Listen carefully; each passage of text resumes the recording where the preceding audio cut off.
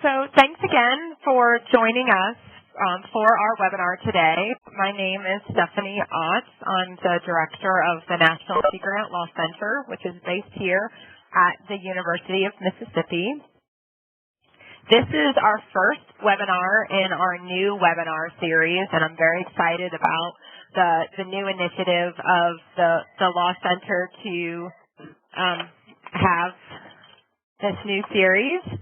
And the point of the series is to raise awareness of National Sea Grant Law Center activities and services among Sea Grant and NOAA staff.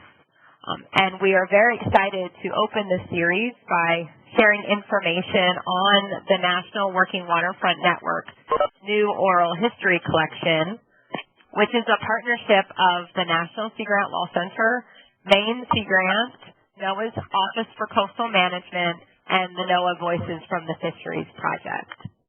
And through today's webinar, we hope to introduce NOAA and Sea Grant professionals to oral histories as a means of capturing working waterfront stakeholder stories, and to consider and to help encourage you to consider using these and other oral history collections as outreach tools to apply in the communities that you work with.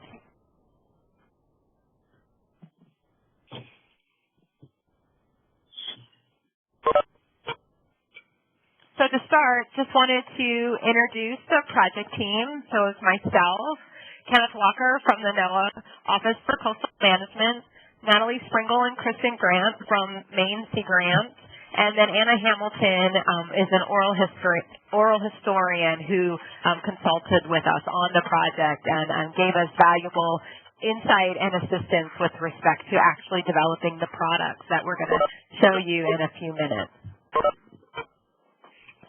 We also had a really good advisory committee that we put together at the very beginning of the project to help us make sure that the protocols that we were using were appropriate for the oral historians, because the project team didn't have much experience doing oral histories, but also we wanted to make sure that we were focusing on the right working waterfront stories around the country, and so we wanted to bring in a diverse group of our advisory committee to both help us with the process of developing the collection, but also making sure that the substance was what we wanted it to be as well. And for those of you who are not aware of the Sustainable Working Waterfront Toolkit, this project was an outgrowth of the toolkit, which was funded by the Economic Development Administration and released by the National Working Waterfront Network in May of 2013. And just wanted to take a minute to show the toolkit for those that haven't seen it. It is an online portal that contains a wealth of information about the historical and current use of waterfront space, the economic value of working waterfronts, and legal policy and financing tools that can be used to preserve, enhance, and protect these valuable areas. Now, one of the major changes or challenges that we faced when we were working on this project is how to make all of this information that we gathered during the project accessible. And so a narrative report provided the foundation for the material you see on the website. And everyone, if you could please mute your lines so that we can reduce feedback, that would be great. So one of the major challenges, like I said, was how to make the information accessible. And we talked a lot about how we wanted to try to break the information down into smaller pieces and use search engines and graphics to get people to what they would want to know from the overall work that was put in for the toolkit. One of the things we did as part of the original project was we wanted to highlight how the tools had been implemented around the country to address working waterfront challenges. And so the toolkit features narrative case studies. And 19 case studies were drafted as part of the original EDA grant, and another 6 have been added through the ongoing work of the National Working Waterfront Network's Outreach and Education Committee. Each case study provides detail on the working waterfront issue and the actions taken by the state or community to address that particular issue. And we believe that these case studies are essential to bridging the gap between theory and practice and really understanding how working waterfront protection strategies are used in individual communities. But like many academic efforts, they are written documents that are pretty long for a website. So if we click on the case study for Gloucester, you can see that there's an awful lot of information in here, but it is narrative and it doesn't really come alive when you are just initially looking at it. And so with the EVA funding ending, we were exploring other funding opportunities and applied for funding from the NOAA Preserve America initiative. For those of you who are not aware of this program, this is a NOAA internal funding program designed to stimulate efforts within NOAA to preserve, protect, and promote the agency's heritage assets. The Preserve America funds are highly competitive, so our initial proposal in 2013 was not successful. But we were encouraged to reapply, and I'm so happy that in 2014 we were successful with this project that we're presenting today. So you may be asking by now, like, why oral histories? So why did the National Working Waterfront Network want to kind of pursue the development of an oral history collection? And we really wanted to bring some of these case studies to life, and thought that oral histories would be a good mechanism to do so. Oral histories are not just a tool for preserving stories and heritage before they are lost. Oral histories can be used to collect data, to inform social science research, give voice to people's perspectives about particular issues. And they can also be used to conduct outreach on, particular issues as well. And when you have an oral history collection featuring multiple interviews, it can make a bigger impact because there's multiple stories there and enable people to make connections with others in similar situations. And ultimately, the project team invited 10 people involved in working waterfront initiatives from around the country to share their stories. This project focused on the how. How did the community preserve their working waterfront or water access? What tools and strategies did they use? What was the secret to their success? Because of our focus on implementation, we wanted to talk to the people behind the scenes. So the land use planners, fishermen, port directors, community organizers, property owners, legislators, making the programs work. So who was, actually behind these programs? And some of you may have been with us at the recent National Working Waterfronts and Waterways Symposiums in Tampa, where we held a premiere night where 6 of these individuals joined us in person to comment on their oral history. And so this webinar is kind of a little mini version of that premiere night. But here are the locations of the 10 oral histories. You can see on the chart is a screenshot of that original map I showed from the Working Waterfront Network website on the case studies. The ones in purple have both a case study and a oral history that goes with it. The ones in the orange, pinkish color just have a case study, and then the one in blue, which is San Francisco, we just have an oral history for that story. But so for many of these oral histories, there's also a case study that goes with it that provides a lot more information.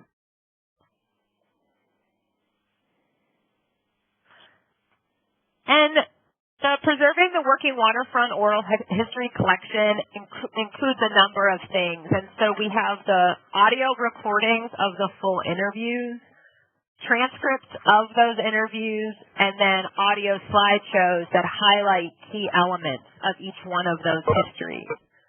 The slideshows themselves are available on the National Working Waterfront Network's website. The audio files and transcripts are archived on the NOAA Voices of the Fisheries website, but the audio slideshows are also featured as a multimedia collection on the Voices of the Fisheries as well. And so what we wanted to do at this point was to actually share, what this collection looks like, or at least the piece that's most accessible from an outreach perspective, which is our audio slideshows. And we wanted to start with the oral history we did with Sarah Garcia involving Gloucester, Massachusetts. Unfortunately, Sarah had a family emergency and wasn't able to join us today to talk about her experience, but we do have other folks from NOAA on the line who will be sharing their thoughts as well. And so right now I'm going to show the audio slideshow. You can listen to the Gloucester story, and then we'll talk a little bit about it. It has 62 miles of coastline. And the settlement is concentrated around the edges of the island, so that almost everybody in Gloucester lives within a mile, maybe two at most, from the water, from the shore. The harbor represented to the city is kind of the image of the city. Gloucester is a fishing city, and the idea of the working waterfront is kind of core to the identity of the community, even while jobs on the working waterfront are no longer very available. And we started with Explora community. Like I said, if you were for loosening the regulations on the waterfront, you were labeled anti-working waterfront, selling off. If you wanted to preserve the working waterfront, you were labeled unrealistic and also, putting people's properties on hold. And it was abundantly clear that piers and wharves were deteriorating and buildings were vacant. So our first step was to identify the values of the community that would drive development on the waterfront. We spent several years just developing relationships and understandings, and where it all came into the tool that really is what we're about today was when we had to renew our harbor plan and designated port area plan. So we wrote the scope for it as an economic, we want the economic data. We want the data for who we are, how our labor force, what the skill sets of our labor force, how they align with potential compatible industries. We want to understand what are the range of industries out there, where are they, how are they funded, and how do we get, and then finally we want to know how do we get to them, which ones are compatible with us, and do we have any obstacles to doing that, which of course we do. So when we started to look at the data, what was astonishing to us is when EDA first came to Gloucester, for example, they looked at MACE codes, and they said, do we really only have 140 people working in the fishery, and are we really here for 140 people? And we're like, no, that's not true, but I didn't know what to tell them. I don't know. It seems like a lot more. But we did some of our own data gathering. In the end, we found 2,900 of our 10,000 jobs in the city were in the maritime economy. 2,900.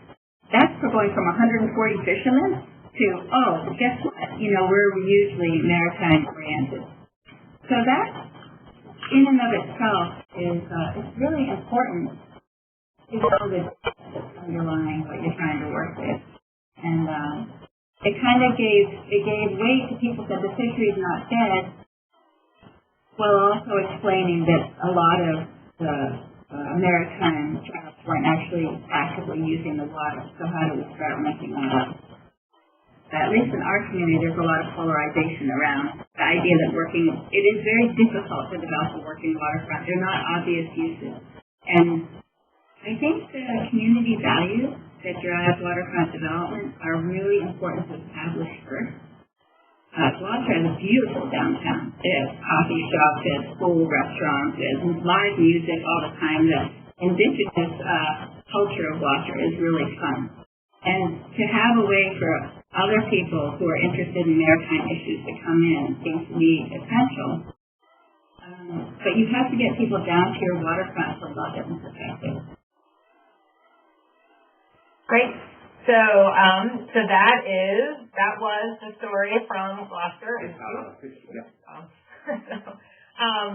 And so as you can see, that one, the tool, as Kenneth and Tola mentioned, was the economic analysis. And so that's what we wanted to focus on with that one. The other one that we wanted to highlight today was from the West Coast, from Gig Harbor, and we interviewed the land use planner from Gig Harbor, Peter Cratchit, who is on the line with us today. And after we show his slideshow, he can share some thoughts on his experience and also the project. But here, the slideshow, we really wanted to focus on the efforts of Gig Harbor to preserve their net shed, which they did through land use planning and historic preservation. So we'll watch the slideshow and then we'll talk a little bit more about it. My name is Anthony Peter Tadic, and I'm a Croatian Italian-American and a member of a fourth-generation Croatian fishing family. I'm the first member of our family that is not a full-time commercial fisherman. I've had a career in the field of land use planning for 37 years. The city of Gig Harbor is ideally situated in southern Puget Sound in Washington State, in a very sheltered harbor that from the mid-1800s, when the first Croatian immigrants arrived here, was identified and recognized as a place that could support the maritime trades, commercial fishing, and boat building. There are 17 historic net sheds remaining within Gig Harbor, and those net sheds were really the center of all the activity that occurred within the harbor historically in the old days when this town was dominated by commercial fishing. The net sheds were used for drying the nets, keeping them out of the weather, and storing gear and other things related to the boats. And they were built from the earliest days of fishing started here. Probably the last ones were built in the early 60s.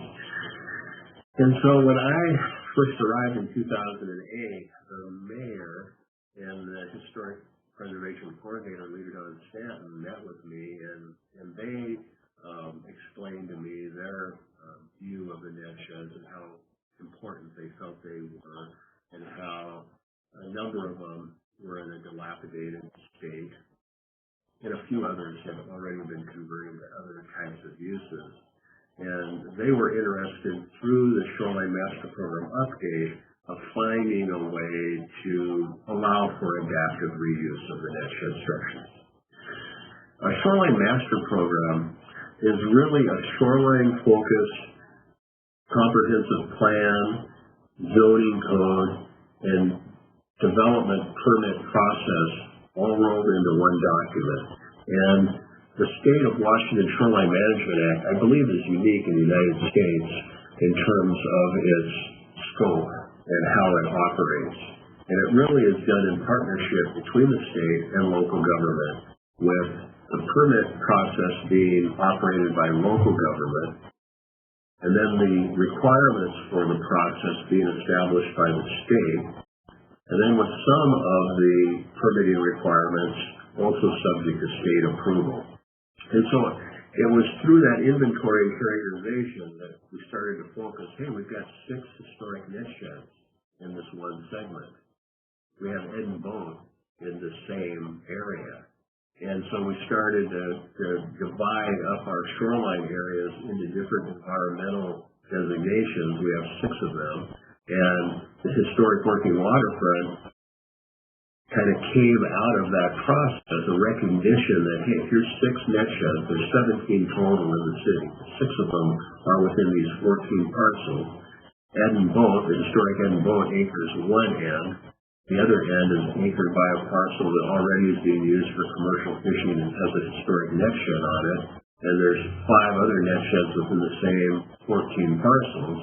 And so this seems to be a fairly unique land use pattern within the city, and one that could potentially be rolled into a special designation to recognize that.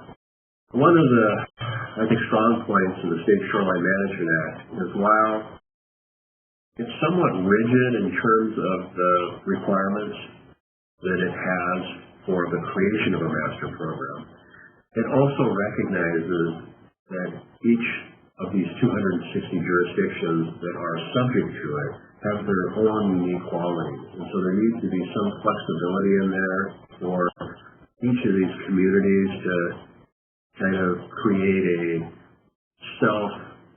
tailored approach to address their own individual needs and the character of the community.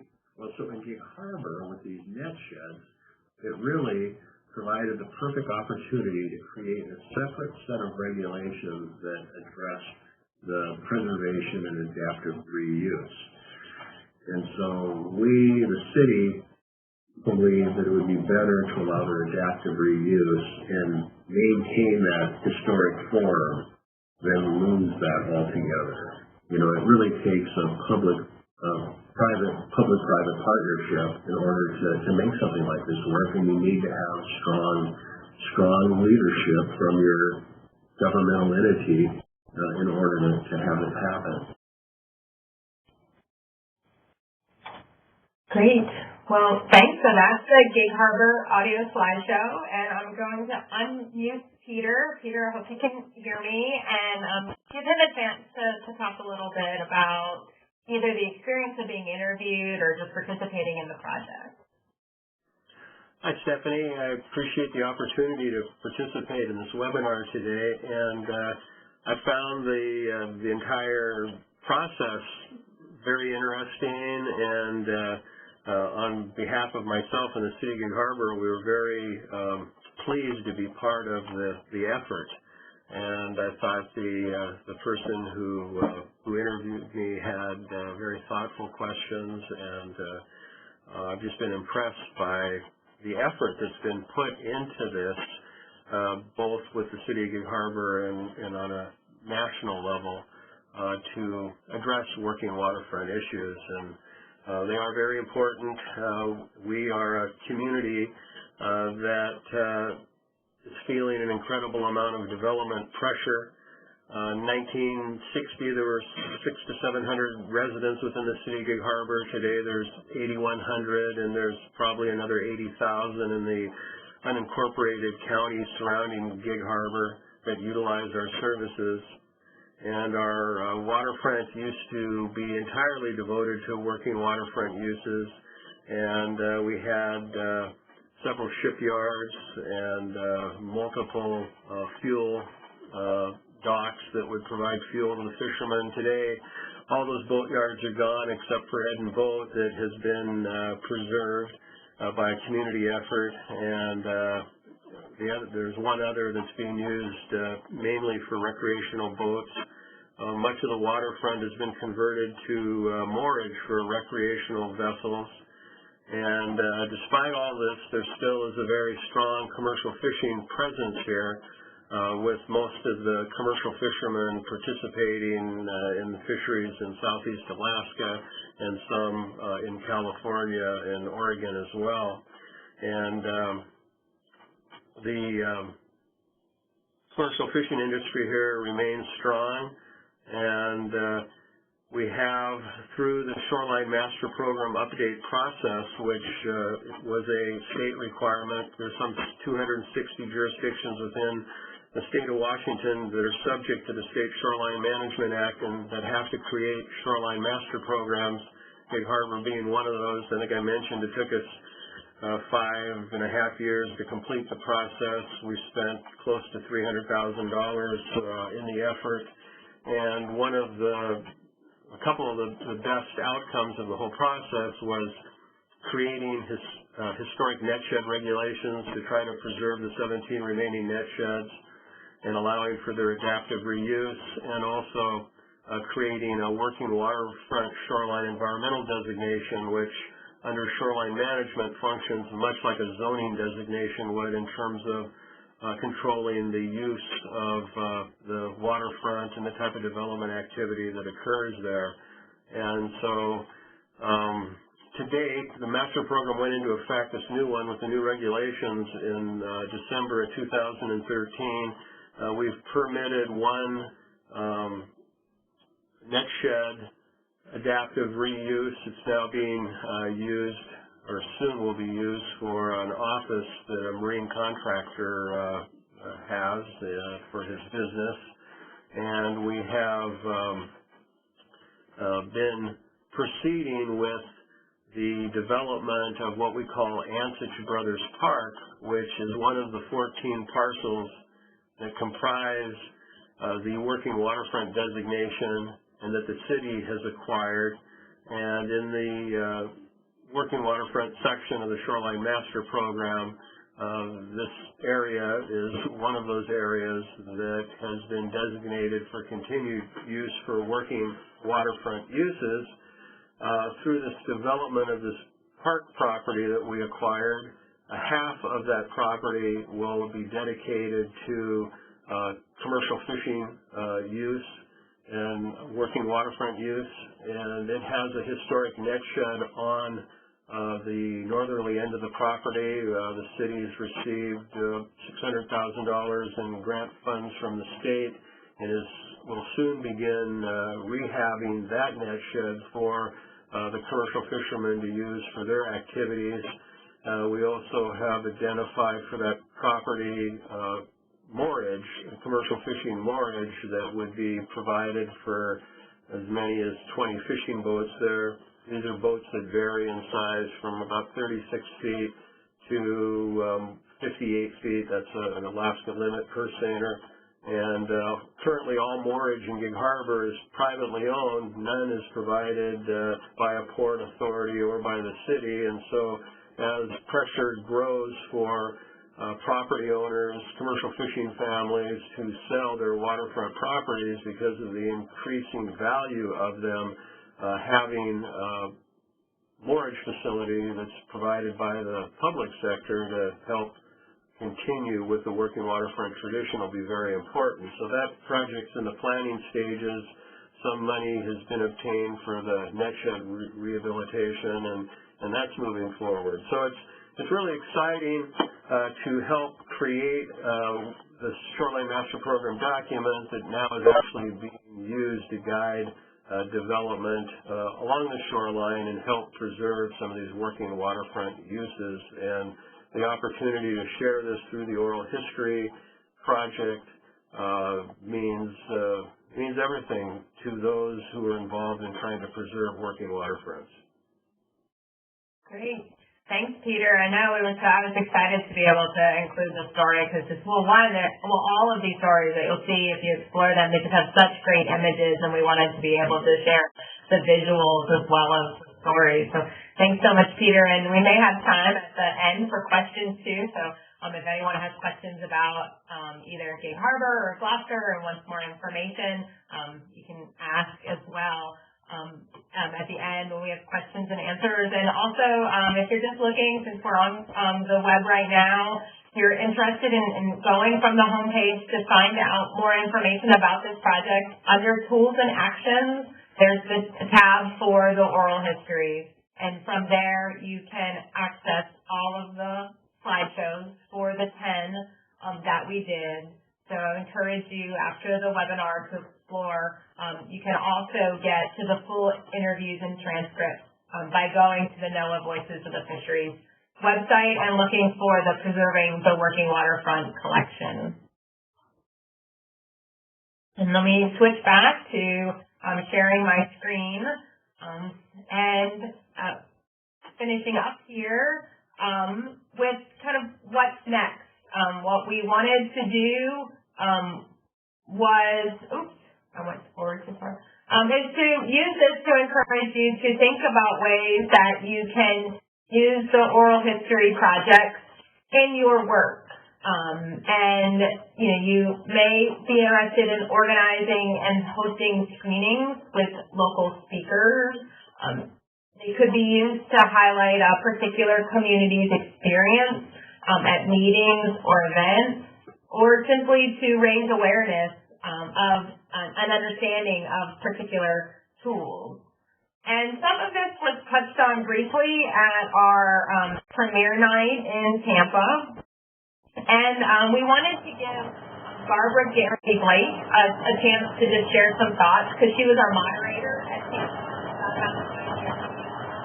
in your work. And Barbara, I think you're live now, and you can share some thoughts if you'd like to. Okay, great. Can everybody hear me? Great. Thank you, Stephanie.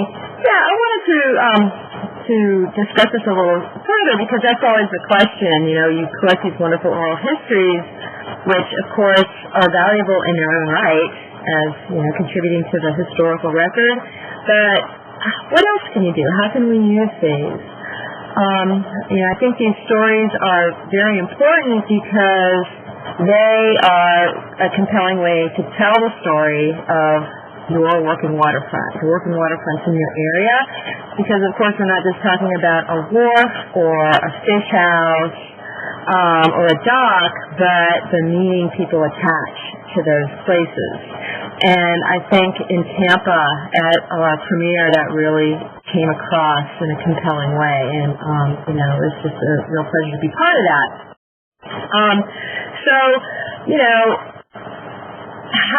One of the questions is, so you collect these oral histories, what are some ways to get the stories out so people can hear these voices and better understand why these places are meaningful to communities? And there's a variety of ways, such as what Stephanie's been talking about with the Preserving Working Waterfront collection. You know, people can go to the slideshow exhibit. In Tampa, we also heard from Josh Wrigley with Noah's Voices from the Fisheries. And that's a great site, too, because people can actually hear the entire interview if they'd like. There's a wonderful collection of fishing interviews from really all over the world. You can do radio programming, podcasts. Natalie Stringle with Maine Sea Grant presented a real nice piece on radio programming that she's done in Maine, and specifically one that was focused on the Maine Fishermen's Forum. So these are all valuable things. And the work that I've done here in North Carolina, we have a project called Coastal Voices. The website is carolinacoastalvoices.com. But this has been an oral history project that has been supported in some way, shape, or fashion by NOAA and the folks at North Carolina Sea Grant.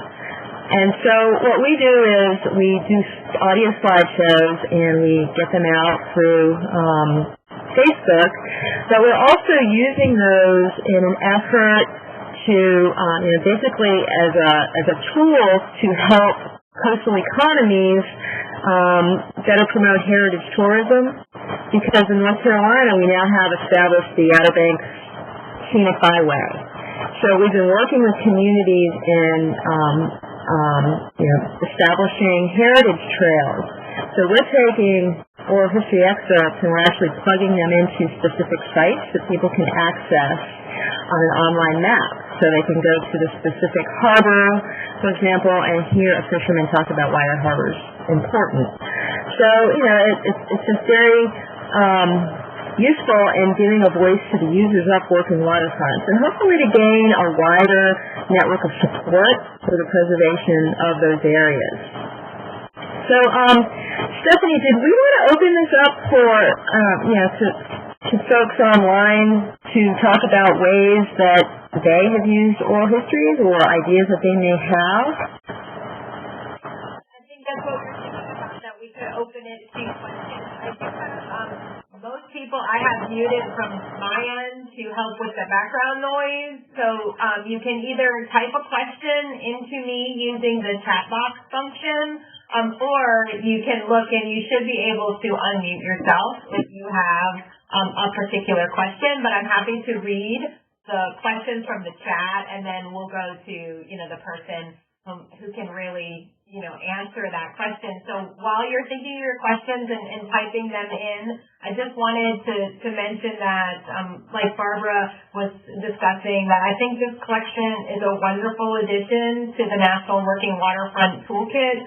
It's really just a start. I mean, we just now, in November, launched the slideshows and made them available. We haven't had a chance to really use them yet. They are being featured on social media. NOAA Fisheries, I think like once a week, is highlighting a different audio slideshow on social media. So if you follow NOAA Fisheries, you could help share through that medium. So hope you'll spend time looking at our website, listening to the stories. Long term, we wanted to kind of start the conversation about how you might be able to use the existing collection. We're thinking about how much longer term we could add to the collection, or seeking funding or other partnerships. So if you have thoughts, ideas, we want you to reach out to us. But right now, if you have questions about what we've been presenting on today or thoughts you wanted to share, we can open it up.